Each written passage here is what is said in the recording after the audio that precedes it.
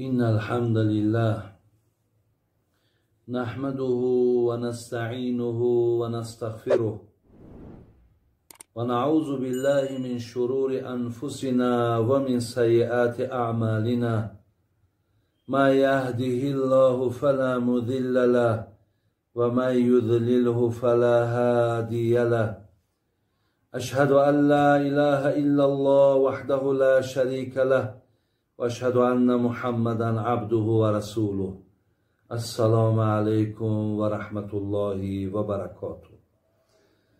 الله مهربان، ایمان کامل، الله مهربان خاتمه های بخیر برای همگان شما نصیب بگرداند و خدای مهربان رغبت شما را، میل شما را به سوی دینش باز هم زیاد بگرداند. و از خدای مهربان دعاگوی او هستم که خداوند این ملت ما را، این مردم ما را، چگونه که پیامبر نازنین کن عالما گفت باشید ای مردم مسلمان صاحب علم، صاحب معرفت، خدای این ملت ما را ملت با سواد بگردان، ملت ما را ملت خواننده بگردان، ملت ما را از زمره ملت بگردان که همیشه در طلب علم باشند، همیشه محب علم باشند، همیشه با علم سر و کار گیرند تا آبروی این ملت، تا این سرزمین و تمام خوبی ها و نیکی ها برسد. الله مهربان آن تمنیات و آن مقصودهای را که به جانب تو میکنیم با فضل کرمت خداوندا قبول بگردان. برادران و خواهران عزیز، از این لحظه های بسیار مناسب و بسیار موافق راستی استفاده میبرم و بسیار غنیمت میشمارم و دائم گویم امروز ما نه روز آخران از حیات ما میشماریم، زیرا فردای ما و جز الله دیگر نزد کسی معلوم نیست. هر یک فهمیش دارم، هر یک علم گرفتم، میخواهم که او را برای مردم، برای این ملت گذاریم تا فردا گوش اندازن و از این سخنهای با حکمت پیروی کنند تا شوند از زمره های بهترین و خوبترین در نزد الله مهربان، در نزد این ملت. امروز در این ساعت من خواستم یک موضوع بسیار بسیار مهم، بی نهایت مهم، که این موضوع علم، یعنی نفرهایی که وقتی پیامبر نازنین حضرت علی رضی الله عنه که بسیار خصوصیت های هر گونه داشت، یکی از خصوصیت های او این بود که وی بسیار عالم بود، بسیار دانشمند بود، بسیار سخنهای با حکمت می گفت. وقتی پیامبر گرامی که از این خصوصیت حضرت مردم آگاه کرد،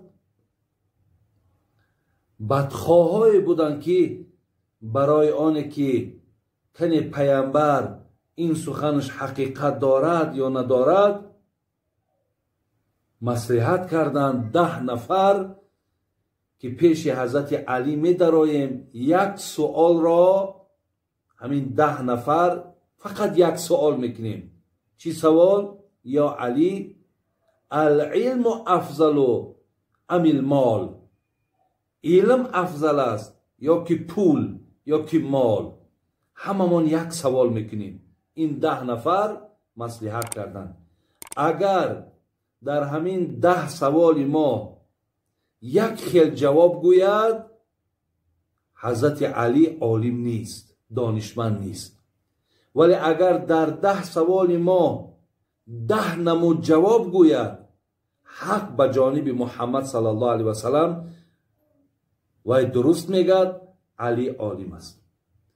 من برادران عزیز میخواهم که این 10 سوال، این 10 نفری که یک سوال را کردند و 10 جوابی که حضرت علی بر اینها گفت به سمع شما میرسانم. من این را به خاطر آن که جالبتر است و بسیار برای گوش کردن راحت دارد، حتی برای خواننده هم برادر عزیز. من از زمره اما خواننده ها هستم. وقتی این در کتاب خواندم تا آخرش تمام نشد، مقصد کتاب جمع کردن تانستم. بسیار هم گوش کننده در راحت می بخشد، هم خواننده هم راحت می بخشد. ولی در عقیب این، بعد گوش کردن این، ماها باید که سر مقصد بیاییم که آیا علم چی بوده است. ببینید در یونان قدیم مثل افلاطون و مثل سقراط و نفرهایی که تا حاضر نامهاشون، اگرچنده که اینها گویم که پیروی از قرآن و پیروی از دین نداشتند، ولی عالم که بودن نامهاشون باقی مونده است. خود همین افلاطون حتی گفته بود است که گفت افلاطون دانا وقتی مردن، حیف دانا مردن و 100 حیف نادان زیستن. سخن بینین افلاطون میگد زمانی که از دنیا میگذشت گفت هزار حیف که آدمی که علم دارد میمیرد، عمرش به پایان میرسد. لیکن 100,000 حیف بر همون نفرهایی که علم ندارن و لیکن عمر دراز دارن. هزارها حیف، 100,000 حیف. این برادران عزیز مقصد برای چی بود؟ و مقصد برای این بود که پیشرفت، آبادی ها، همه بهبودی ها از روی داشتن علم می شود. حتی هم امروز همین وبایی که، همین کووید 19 که تمام دنیا را در لرزه در آورد، ببینید چقدر مردم همه بیکار ماندن، چقدر اکونومیکای دنیا، اقتصاد دنیا به زمین زد. از این برطرف شدن، خلاص شدن از این وبا با علم می شود. امروز عالم ها را ببینین وکسینش میکوان، در مقابلش دارو تیار میکنن تا از این وبا خلاص شوند و باز همون آبادی های دنیا را پیش برند. این یک گویم اکو من برای شما فقط و فقط یک مثالی حاضر زمان آوردم که در مقابل ویروس امروز عالما را بینید که چیکار کردن؟ گفتن خانشین شوید، دهن و بینی هاتون بندین، دست هاتون مقصد دائم شوین. همین علم است. اگر علم نباشد، همین فهمیش نباشد، تمام دنیا مبتلای همین بیماری می شود. برای همین بود که افلاطون این سخن گفت. جناب شیخ سعدی میگد بیامرز پرورده را دست و رنج، اگر چه دست داری چو قارون بگنج. اگر همین قدر مال داری، همین قدر پول داری، همین قدر ثروت زیاد جمع کرده، ولی بازم همین چیکار کن؟ بازم همین فرزندات علم با آموز، فرزندات کسب با آموز. با این مقصد هیچ وقت تکیه نکن. عزیزای خدا را ببینین چی چیزهایی برای ما و شما توصیه میتید. خدا رحمت کنه، میگه به دانایان دم ارزد جهانه، نه ارزد 100 سری نادان بنانه. به آدم دانا میگه یک لحظه بشین، یک دقیقه بشین، یک ساعت بشین، ارزش دنیا را داره. لیکن نیارزد 100 سری نادان بنانه. لیکن مذمت بینین، کسی نمیخواند، کسی بی علم است، کسی در پی مقصد جستجوی علم نیست، میگه 100 کله آدمی نادان ارزش یک نان یک سامانه را ندارد. بزرگا میگن اگر به شرطی که زیبا، یعنی معنای همین که زن را اگر از روی زیباگیش بها دادن، مرد را از روی مالداریش بها دادن، وای به آن ملت، وای به سر آن ملت. یعنی هیچگاه یعنی زیباگی برادر عزیز یا مال اینها مهم نبودن، اینها مهم نبودن. خدا رحمت کنه شیخ سعدی را میگفت زنی خوشمنش خواه نه روی خوب که آمیزگاری بپوشد عیوب. اگر زن برادرای عزیز، زن اگر به شرط خوش اخلاق باشد، ولی امروز من توصیه میتونم برادرها دادرها را که زنی با سواد بگیرین، زنی با علم بگیرین. شما میدونین که چقدر در زندگی شما را یاردم میکنن. حتی همین زن اگر بی سواد باشد در زندگی تو بسیار عذاب میکشی، در زندگی بسیار مشکلات، یک طرف کار، یک طرف تامین زندگی، یک طرف دیگه با تربیت فرزندا. حتی زنی که نادان باشد، جاهل باشد، بی سواد باشد، حتی وای تربیت فرزند کردن نمیتواند. برای همین شیخ سعدی را بین خدا رحمت کند میگه زیباگیش نگاه نکن، همین دانش دارد، فهمیش دارد، و انتخاب کن. یعنی تمام همون بگیم صورت بدروگیشه، همون علمش، همون فهمیشش، همون دانشش اون کمبودی را میپوشاند. یا خدا رحمت کنه شیخ سعدی را میگه نه منعم به مال از کسی بهتر است، خر گرجلی اطلس بپوشد خر است. هیچگاه میگه یک نفری را دیدین که مالدار است، یک آدمی را دیدین بی مال است، شما نگین که این آدم مالدار از این آدم بی مال افضلتر و بالاتر و بهتر است. نه، با مال با زیباگی آدم بها نمیتید. برای همین گفت این عزیز خدا که اگر زنها را از روی زیباگیشان، مردها را از روی مالداریشان بالاتر و بهتر کسی دانست، وای به حال اون مردم و وای به حال آن ملت. خدا رحمت کند الله مهربان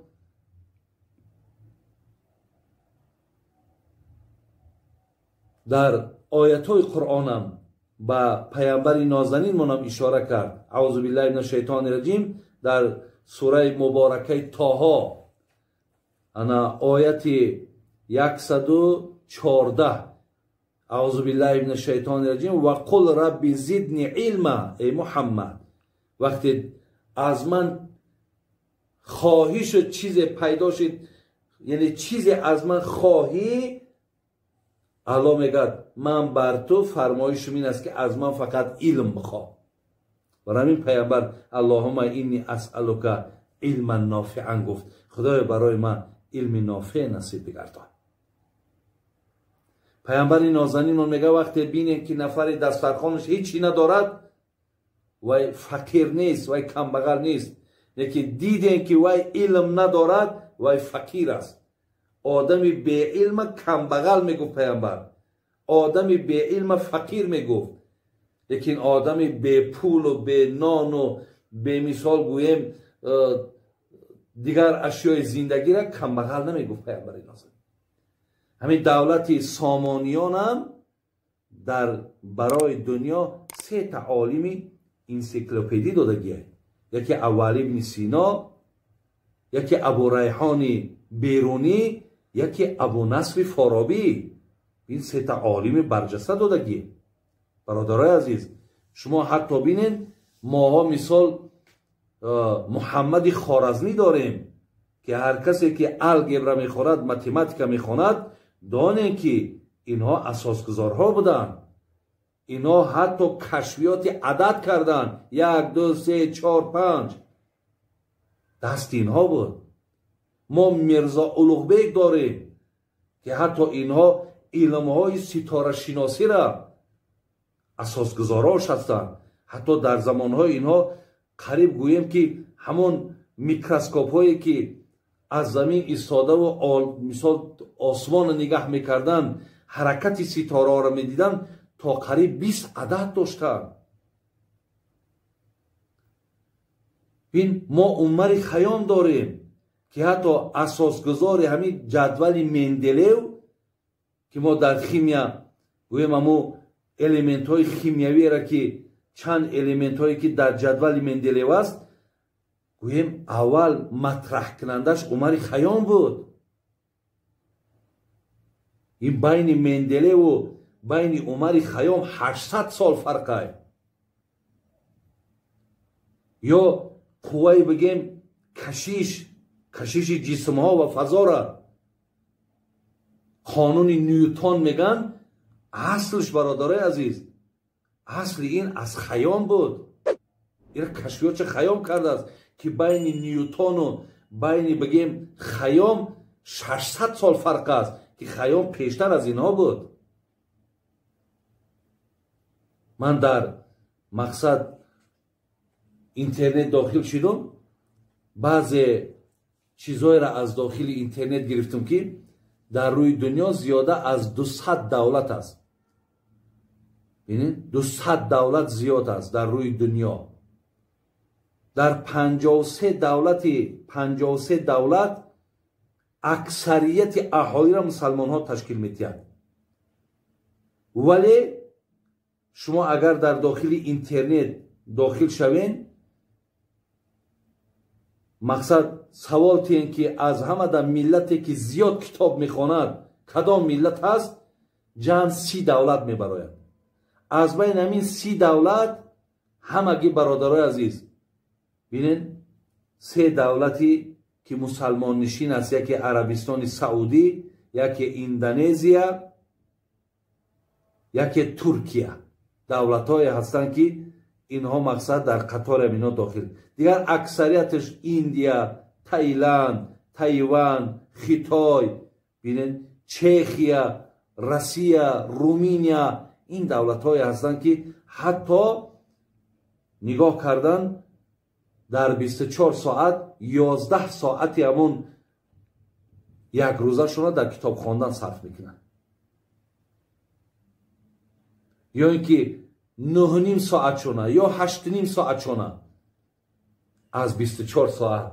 آیا شما یک بار سوال تین خداتونه آخران باری که کتاب خواندین کی بود؟ چند ساعت کتاب خواندین؟ برادرای عزیز، هر کسی کتاب میخواند، هر کسی با کتاب سر کار دارد، هر کسی با علم سر کار دارد، او را نشستش دیگره، او را سخنش دیگره، او را مناسبتش دیگره، او را معاملش دیگره. علم آدم بسیار دیگرگون میکنه. برای همین خواهرها، مادرای عزیز، شما در من تاکید میکنم حرکت کنین که خواننده باشین، حرکت کنین از نعمت علم برخوردار باشین، بی سواد نمانین، جاهل نمانین، نادان نمانین. الافسوس دادرای عزیز، امروز الله مهربان اینقدر امکانیت های زیبامون داده، اینقدر شرایط های خوبی را خدا برکتی از رهبر دولت که اینقدر مهیا کردن تا ما خوانیم، از این امکانیت های استفاده بریم. میایم اکو به سر سوالی که حضرت علی را کردن که علم افضل است یا مال. حضرت علی چی گفتن؟ گفتن که العلم افضل من المال. وقتی نفر یکم در آمد گفت علم افضل است یا مال، گفت علم افضل از مال است. گفت با کدام دلیل؟ هر کدامش دلیل میپرسید. گفت حضرت علی گفت من اکو عبارهای عربیش نخوانم برای وقت زیاد شما را نگیرم، فقط همون جوابهاش گویم. گفت علم افضل از مال است. گفت با کدام دلیل؟ گفت با دلیل اینکه علم میراث پیامبر است، یعنی از پیامبرها میراث فقط علم میماند، لیکن مال میراث نمرود است، مال میراث شداد است، مال میراث فرعون است. این آدم گوش کرد و بیرون برآمد. نفرهای دیگر را گفت که من همین خیلی جواب گرفتم. نفر دوم در آمد، همون سوال، علم افضل است یا مال؟ حضرت علی علم افضل از مال است. با کدام دلیل؟ دلیل دوم، علم تو را پاسبانی میکند ولی مال را تو پاسبانی میکنی. یعنی علم نعمتی است که تو را پاسبانی میکند، یعنی تو را همیشه حمایه میکند، تو را همیشه حفظ میکند. ولی مال چیزی است که دایم تو ویا پاسبانی میکنی، دایم ویا تو نگاه میکنی، دایم بگیم هوش و گوش در همون کشالای. زین لحاظ گفت علم افضل از مال است. اینش هم بیرون شد. نفر سوم در آمد، علم افضل است یا مال؟ حضرت علی جواب دادن علم افضل از مال است. با کدام دلیل؟ دلیل گفتن برای عالم دوست بسیار است ولی برای آدم مالدار دشمن بسیار است. بله برادرها خوب گوش اندازین چی جوابهای زیبا اینی. کسی اگر علم دارد دوستی بسیار دارد، بین رفیقی بسیار دارد، شاگردای بسیار دارد، استاد گفته، معلم گفته همیشه حرمت میکنند. ولی کسی مال دارد، پول دارد، امروز تجربه ها میشون میده دشمنی بسیار دارد، بدخواهی بسیار دارد، تا جایی که حتی جاش نمیآوند و الا خونش میریزانند. دشمن هدف شمینه. اینش هم با این جواب قناعتمند شد، بیرون شد. خب نفر چهارم در آمد، علم افضل است یا مال؟ حضرت علی گفتند علم افضل از مال است. با کدام دلیل؟ حضرت گفتند هرگاهی که علم صرف میکنی زیاد میشود، وقتی مال صرف میکنی کم میشود. یعنی ببینید چقدر همین معلم، چقدر دانشمند برادرای عزیز، چقدر مطالعه میکند، چقدر درس میگد، همون قدر علمش زیاد چیدن میگیرد. ولی وقتی که اگر مال در دستت باشد، تصور کن 1000 سامانی در کیسه داری، حاضر برای یک بار داخل یک مغازین یا بازار شو، وقتی صرف میکنی همش کم میشود. یعنی علم با گفتن زیاد میشود و مال با صرف کردن کم میشود. اینم جواب شگیری بیرون شد. در آمد نفری پنجم، همون سوال، علم افضل است یا مال؟ علم افضل از مال. گفتن با کدام دلیل؟ حضرت علی جواب میدن. خب گفتن صاحب علم را به نام نیک میخوانند، یعنی عالمش میگن، معلمش میگن، استادش میگن، یعنی چقدر نامهای زیباش میمونن، اکادمیکش میگن، پروفسورش میگن. ولی گفت آدم مالدار بسیار با نامهای بد میخوانند. میگه پولدار بسیار بخیل، پولدار بسیار ممسک، پولدار بینهایت مرده. اینه تا جای حتی آمد گپ هایی که میگن فلانی بسیار مالداره، یکی بسیار موسره، تا موسره هم نسبتش میتن. برای حضرت علی گفت آدم علمدار به نام نیک میخوانند، آدم مالدار گفت به نام نیک نمیخوانند. اینم با این جواب قانع شد، بیرون شد. نفر ششم در آمد، همین سوال داد. جواب حضرت علی همان بود، البته علم افضل از مال است. دلیل پرسیدن. گفت دلیلش این است که علم را کسی دزدیده نمیتواند، ولی مال را دزد میدزدد. یعنی ببینید وقتی آدمی که علم دارد مقصد دزدیدن نمیتونه، ولی وقتی که مال اگر در جای باشد دزد و یک جا گرفته میبره. معقول آمد، جواب معقول آمد، برآمد. نفری هفتم در آمد. باز همون سوال، علم افضل است یا مال؟ حضرت علی علم افضل از مال است. گفتن با کدام دلیل؟ حضرت علی گفتن که کسی علم دارد، عنوان عالمی دارد، گفتن در قیامت مردم شفاعت میکنن، اینا مردم یاردم میکنن، مردم کمک میکنن با توفیل علم داشتشان، با توفیل این عنوانهای عالم بودنشان. ولی کسی مال دارد اینها مورد حساب قرار میگیرند، اینها را خدا حسابات میگیرد. این هم جواب زیبا گرفت، بیرون برآمد. در آمد نفر هشتم، باز همون سوال. حضرت علی باز هم جواب گفتن، همین جواب. بعد از آن گفتن با کدام دلیل؟ گفت علم با سبب ایستادن اگر 50 سالم که با تو باشد ویران نمیشود، نمیپوسد. ولی مال گفتن اگر به شرطی که زیاد ایستد ببین تغییر مییابد، قیمت شای بین میرود. اگر دیگر اشیاهای باشد مثل خوردنی و مثل پوشیدنی میپوسد، ویران میشود. گفت یکی از برتر بودن علم این است که ویران نمیشود و نمیپوسد. لیکن مال قیمتش میرود، ارزشش از بین میرود. یا اینکه تماما مثل پولهایی بود که حتی که تماما خواب کردن، دیگر پولی نو برآمد و دیگر قیمت قدرش گم کرد. اینم جوابی نیکو گرفت، بیرون برآمد. آدمی نهم در آمد، گفت که باز همون سوال، علم افضل است یا مال؟ حضرت علی همون جواب، علم افضل از مال است. با کدام دلیل؟ حضرت گفتن که علم دل آدم روشن میکند، ولی مال گفتن دل آدم سخت و سیاه میکند. ببینید یعنی چقدر آدم علم بگیرد همون قدر دلش ملایم میشود، همون قدر دلش روشن میشود، همون قدر وقتش خوشه. لیکن چقدر آدم مالدار شود دلش سخت میشید است، دلش سیاه میشید است، بیرحم میشید است. اینم با این سوال جواب شگیر بیرون برآمد. نفر دهم در آمد، گفتن خب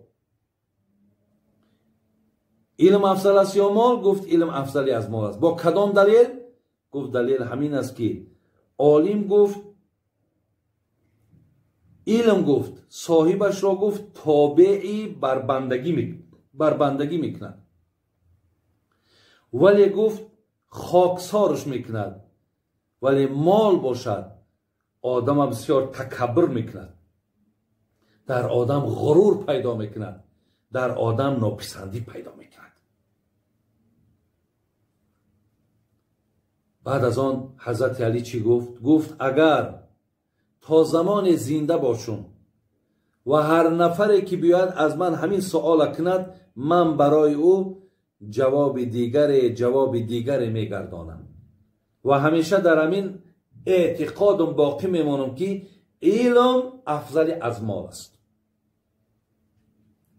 البته برادرای مالدار، مبادای شما یکی از این ملامت نشوین یا خفه نشوین که مقصد این یگان تحقیر آدم مالدار است. نه، این سخن اولان که این سخن حضرت علی است، این سخن الله است، این سخن علی هم نیست که فقط حضرت علی برای ما یک کمتر جالب تر کرد که ما پایبند باشیم.